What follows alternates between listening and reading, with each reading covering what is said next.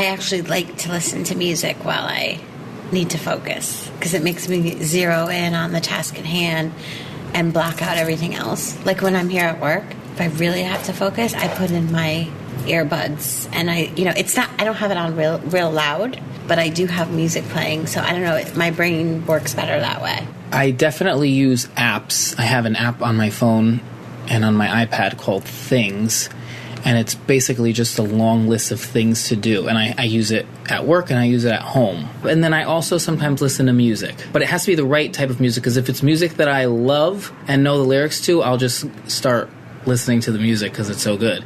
But it also can't be bad, so it has to be like okay music. So I sort of go through a checklist of no opening email, no touching the internet, no answering my phone. I kind of put everything away and just mentally think about the task that I have at hand and just bang it out as fast as I can, because I know I only have a short amount of time that I'm going to be able to focus 100% on that. Hi, welcome to Distraction. I'm Dr. Ned Hallowell. You just heard the voices of some people here at CRN talking about what they do to help them focus. So, if you haven't guessed already, today's show is focused on focus. You know, people ask me, how do I focus? I have attention deficit disorder. I write a lot of books. How do I focus on writing, or for that matter, focus on doing anything? Well, I've sort of come about it instinctively, intuitively. I got a head start because I was sent away to private schools, boarding school at the age of 10. And these schools were very, very structured. So I learned how to do things like make my bed and hand in my homework on time, because you had to do it. And, there was no question about it. So I developed habits early on in my life that helped me a lot. This was before I knew anything about ADD. But those schools that I went to, the highly structured boarding schools, really helped me very much. And then as an adult, there are other little tricks I use. Caffeine is my medication. The prescription stimulants don't work. I also, probably the two most important things, I married the right person and found the right job. But there are other tips and tricks that you can use, and one of them is that I use all the time when I'm writing involves music. And we're really lucky to have on the show today a genius, a true musical genius, by the name of Will Henshall. He was a rock musician in Britain and then got into the science of sound, and developed an extraordinarily effective tool that he will tell you about. I don't want to steal his thunder, but I can tell you what he's got you need if you are someone who wants to focus while you work. And let me introduce my friend and musical sound genius, Will Henshall. Hey, Ned, I'm absolutely delighted to talk with you. As always, you are one of the most inspiring humans I've ever met in my life. Oh, thank you. So tell us about Focus at Will. Focus at Will is a tool. It's a music service that helps you work better when you're at work. That's a sort of a double positive, I think, working. So the reason why I started this is that I was in a band, London Beat, and I was the man behind the hits, Thinking About You and Come Back and a few other hits in the 90s. And after I did that, I got very interested in audio technology, and I created a company called Rocket Network. This is what I was doing before I'm doing what I am now. But part of that process had me working in an open office. I was working in an open plan office with a lot of people around me. And of course, when there's a lot of noise, the first thing you do is reach for the headphones. It's kind of intuitive, right? So if you are reaching for the headphones and figuring out what to listen, what you're doing is you're substituting one problem for another, which is, yes, I've successfully blocked out the sound and the noise and the stuff around me, and now I'm listening to the music. So because I'm a songwriter and I'm a radio singles, a hit record is where I've always been as a composer, I know about what elements make a song very catchy. I know about how to make a 3.5-minute song with 200 words be something that people want to sing along with. If I go, I've been thinking about you, I've been thinking about you, a lot of people will remember just that piece of the melody of that song, which was one of my songs that got #1 back in the day. So I discovered this, Ned. I discovered that people like to listen to music when they're working, but there is nothing really that works to listen to, because all music, if it's popular, is designed to have you listen to it. Mm-hmm. I talked to a lot of scientists, including you, very much so, and said, what is there about the non-conscious mind? So there are kind of two ways of describing your attention, right? You've got your internal or your endogenous attention, then you've got your external or your exogenous attention. Mm-hmm. And when you're trying to do something, your internal attention is focused on the task you're working on. Mm-hmm. External attention allows you to work on the task you're working on. In other words, if Ned, if you and I are in a cave right now, drinking a cave beer, painting on the cave wall, right? Our internal attention is focusing on the mastodon or whatever we're drawing on the cave wall. And both of our external attentions is going to be paying attention to what's happening outside the cave. So it was a number of conversations with brilliant scientists, and particularly, Ned, I have to say I'm really honored to be here with you today, because it was a conversation I had with you that had me going, whoa. You were talking to me about how people with ADD, you can use stimulants to calm the brain down because their brain is underclocking and needs to be clocked faster. Mm-hmm. And I'm kind of summarizing, I think. Yeah, sure. That's about right? Yeah. And I realized that music has the ability to clock your brain, of course, because in the military, the foot soldiers march to the band. We are used to dancing to the music.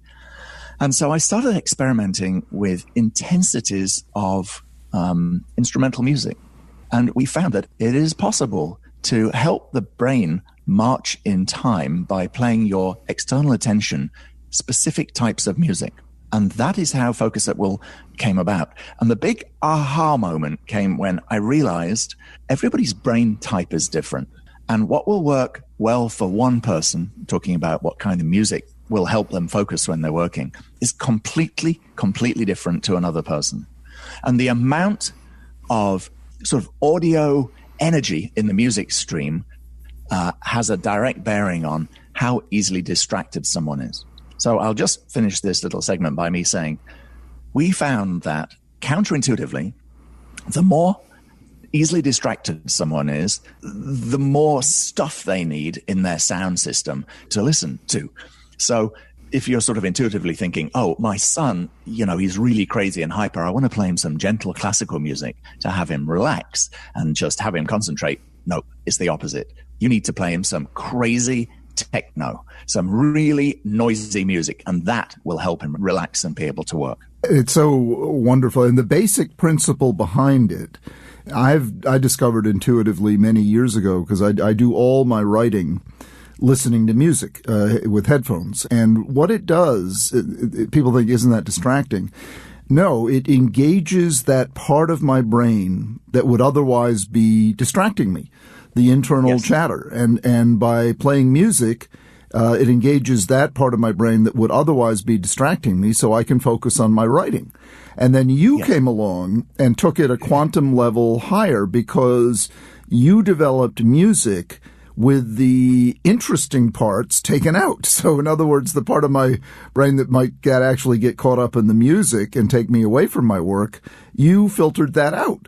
So while Beethoven and Mozart might hate you, I love you, because now I do all my writing listening to Focus at Will. By the way, you just go to Focus at Will, FOCUSATWILL.com, and you can sign up. And it's an incredible breakthrough. I've had patients unable to write papers, writing papers. I've had people just able to focus on things they just couldn't focus on before. But now you have a new breakthrough. Now you've developed a test, because if you go to Focus at Will, you'll see that Will has a number of different genres that you can listen to, from the jazz to classical to, he's got like 8 or 10 different genres.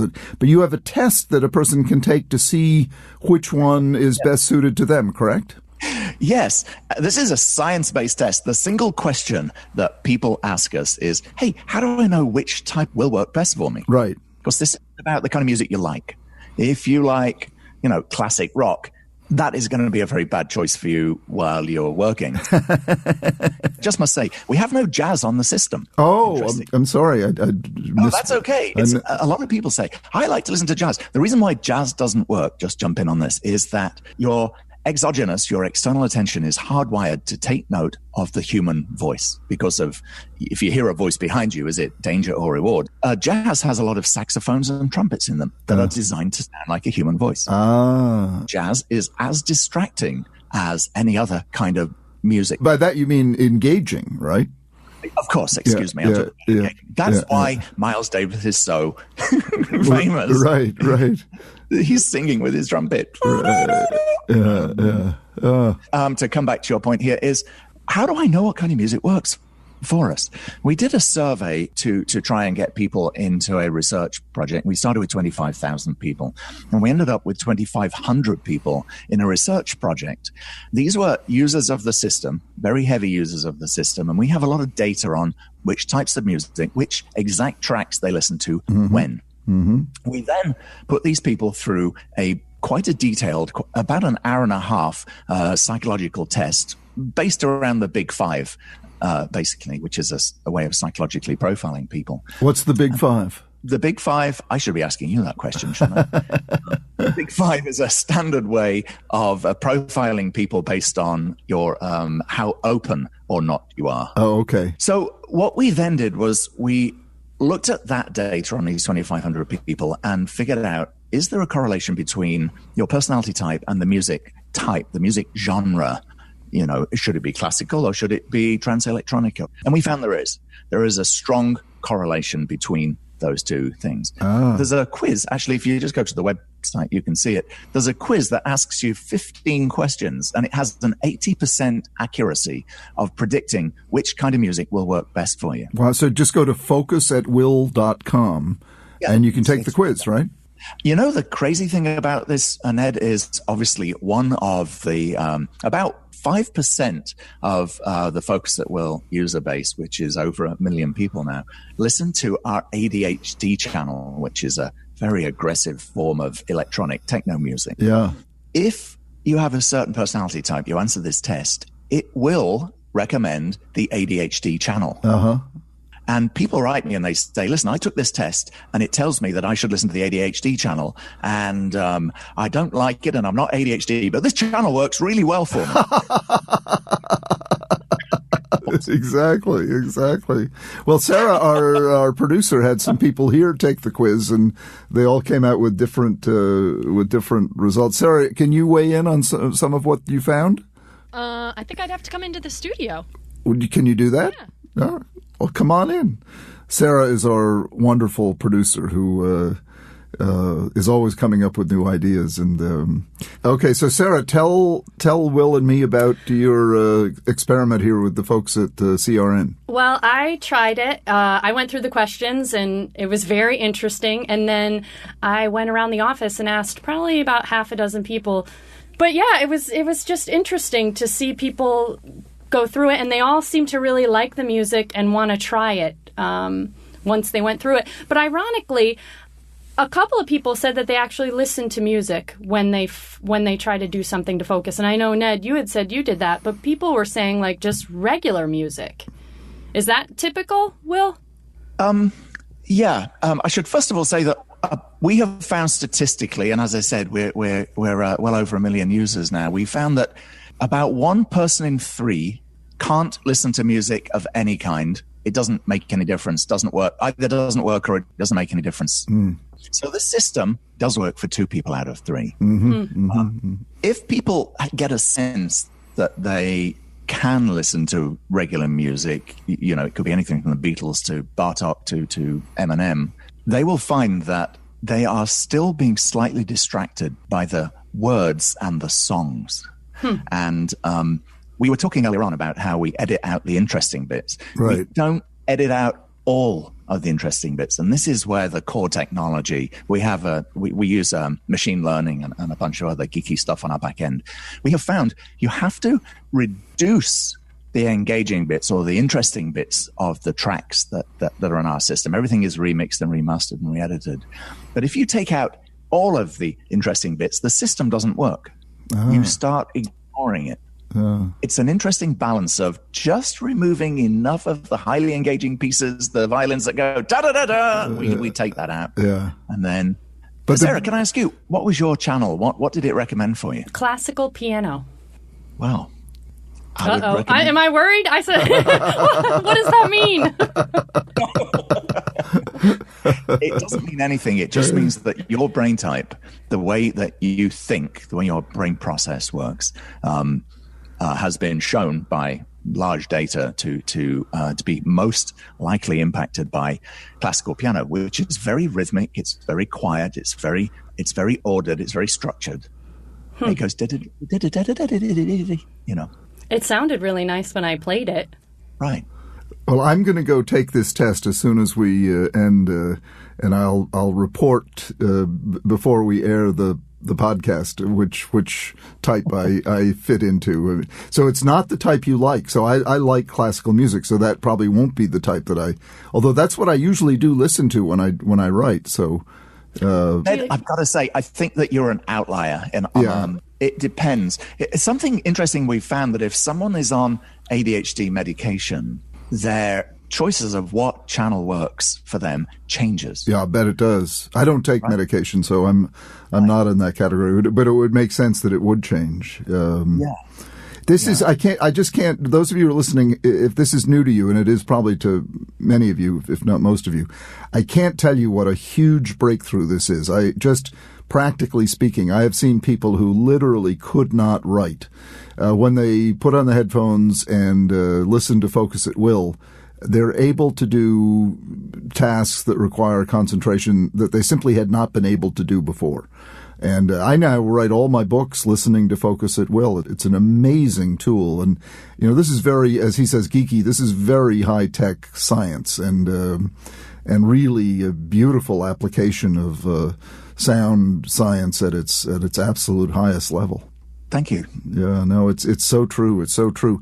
Will, thank you so much for joining us. It's so great to reconnect with you, and I hope all the listeners will go to focusatwill.com and take the test and make listening to Focus at Will music part of your work experience.